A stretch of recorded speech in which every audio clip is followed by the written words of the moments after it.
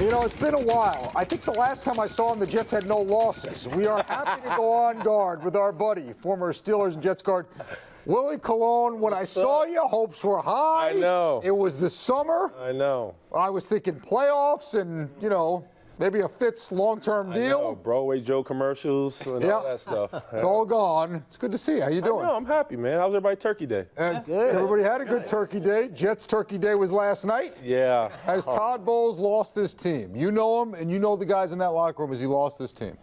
I don't think he's lost the team. What I see is a bunch of guys who seem to be planning their vacations early. You know, when you play on Monday night and you're in front of the whole world, you got to show up. And when you see guys, especially John Gruden, he called out Mo Wilkerson and Sheldon and Big Cat for not rushing the passer. This is supposed to be a defensive line that was supposed to be flat out the best in the league. And when you don't see that type of bully production out of them, you got to question what's really going on. You think it is a reflection on the coach, though, when that happens, when those guys don't give that kind of effort?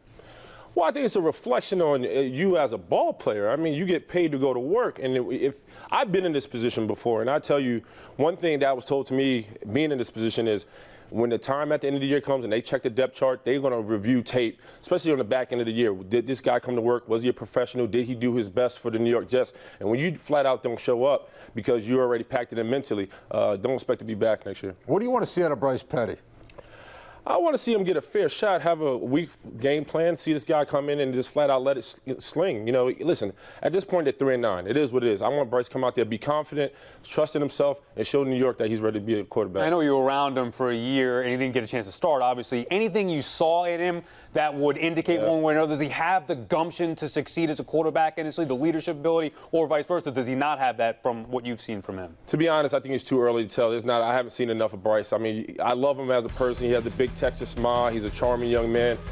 He has the attributes to be a good quarterback, but he needs more time to develop. I think we're kind of caught up in this, you know, we want a guy to come off the bench and just save the world type of mentality. That's just not every guy's fit our mold. So he's going to need some time. I just want to see him stay healthy, go out there and compete, fly around, let it loose, and best of luck to him. All right, you talked about that veteran pride and how to handle yourself the right way. You saw it with Matt Forte when he spoke to our Janae Coakley last night. Here's Forte sort of calling out his teammates last night after the loss. I've been in situations like this before, and you know, if guys don't take it seriously or they, you know, they don't play with pride, then it gets bad to worse. It's an honor to be playing this game, no matter what your schedule says, and we got to take it seriously. When you hear a guy like Matt Forte, very well respected, talk like that, forgetting whether it's the coach or not, is your sense this team has quit? Well, it just tells me that he hasn't quit. And at the end of the day, you have to realize, man, when you're playing in the National Football League, every day you get blessed to put on your cleats. I would love to put on my cleats, but it's just not happening for me. But at the end of the day, you have to understand, Matt is a Pro Bowl type player. He's on a great team. He came to New York to win, and when you see other guys not joining in the fight, it's disheartening. So I understand for him, he has to understand that not everybody's built like him. He takes his loss. Not everybody takes the same loss as him.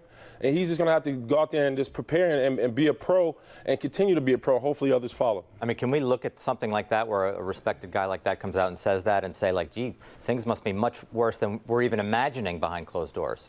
Well, you would like to see Nick Mangold talk like that. You would like to see other guys in the locker room who are vet guys come out and talk just like Matt. It seems like only two guys we ever see that have a gripe about how the state of New York Jets are is Brandon and Matt. And that's troubling in itself. You want to see more guys upset and really pushing the button that they got to wake up. But there's a lot going on in that locker room, and they're going to have to figure it out soon. Now, the last time I saw you, all the talk was about how the Jets were going to have a top-5 defense this year. Yeah. When I'd say top 5, Ray Lucas was yelling at me top 3. 1, 2, 3, not 5. It hasn't been 3 or 5. Yeah.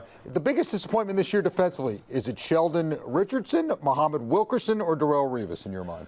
It has to be Darrelle. He's been a shocker to me. He's a guy who when I was in the locker room, I thought he was a god in cleats. I love the way he played, how he carried himself. For him not to have the blockbuster year, especially at 31, when you have guys like Terry Newman in Minnesota at 39 still playing at a high level, it's shocking to see him not produce and play well.